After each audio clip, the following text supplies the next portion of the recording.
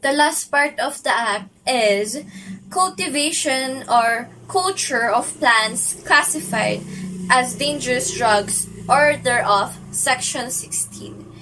This would mean it is intentionally growing, cultivating, or nurturing plants. This refers to the deliberate act of planting, tending to, or nurturing certain types of plants that are illegal. The intention behind this action is crucial as it implies that someone is purposefully involved in the cultivation of these plants. And this would fall in two categories. One would be plants explicitly categorized as dangerous drugs. These are plants that are known to contain substances with psychoactive or harmful effects and are typically prohibited or forbidden by the law. And one would be plants that serve as a primary source for producing such substances.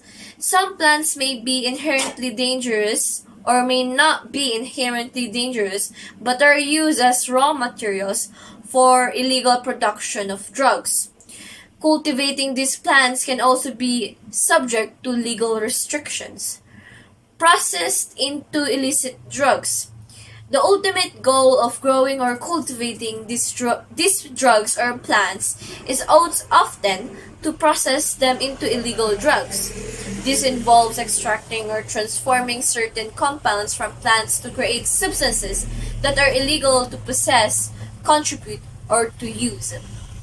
Last one is controlled plants regulated or prohibited by law. Governments typically regulate or outright prohibit the cultivation of these specific plants to prevent the illegal production and distribution of drugs. These regulations are in place to protect public health and safety of the people. What is the purpose of plant cultivation laws? This would fall under to why we need this law. First would be preventing drug production. One of the primary aims to prevent the illicit production of dangerous drugs by targeting the source, or who are planting it and who is creating it. The plants from which these drugs can be derived. By prohibiting the cultivation of such plants, authorities seek to disrupt the supply of chain of illicit drugs. Another one is reducing drugs availability. Laws against plant cultivation deter individuals from growing these plants, reducing the availability of the raw materials needed for drug production and consequently limiting the accessibility of dangerous drugs.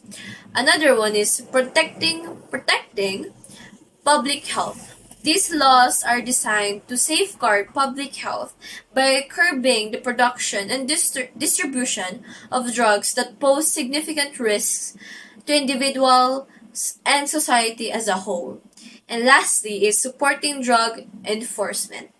Prohibiting plant cultivation supports law enforcement efforts by providing a legal basis for investigating and prosecuting individuals involved in drug production and its sources.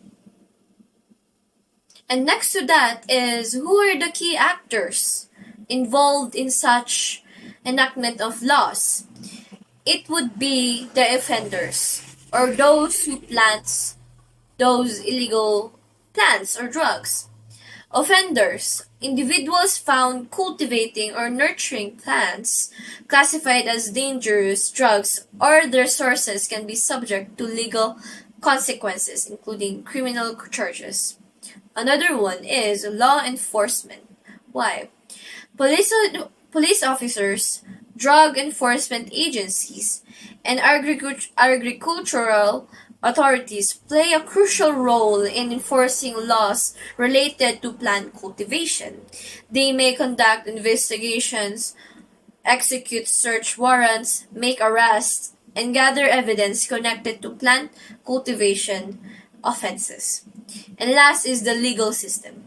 This system would be prosecutors, defense attorneys, judges, and juries, is responsible for determining guilt or innocence.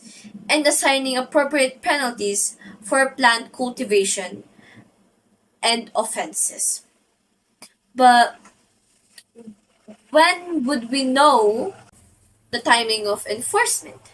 Laws prohibiting the cultivation or culture of controlled plants are in effect continuously. Individuals can be arrested and charged with plant cultivation offenses whether they are found to be engaging in such activities, regardless of time of year or day of the week. Law enforcement agencies conduct regular monitoring and enforcement efforts to detect and prevent illegal plant cultivation.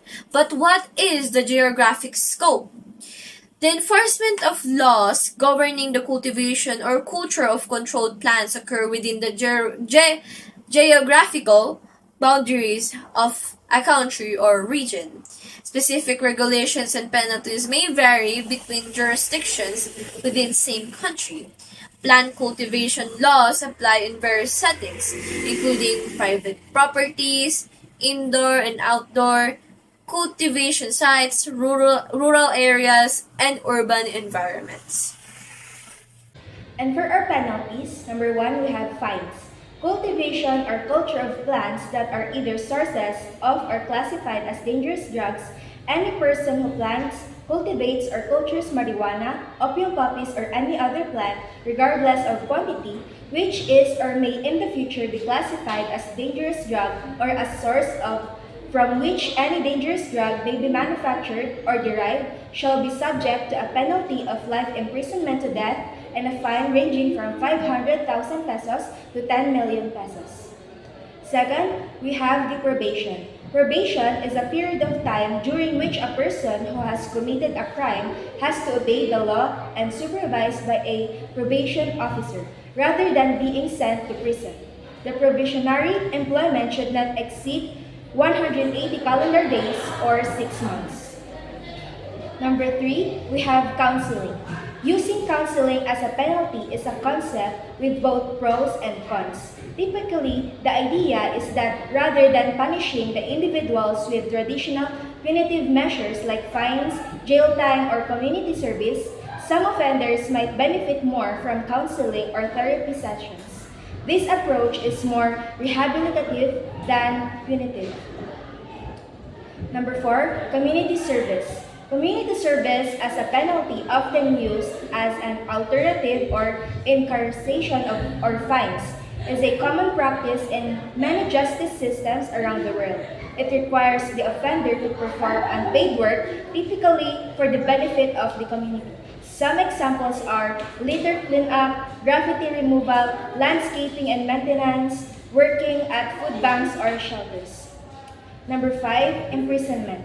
Any individual who plans overseas or serves as a financier of any of the illegal activities mentioned in this section will be subject to the maximum penalty allowed in this section. Anyone who serves as a protector of a person who violates the terms of this section is subject to a sentence of 12 and 1 day to 20 in prison as well as fine of 100,000 to 500,000 pesos.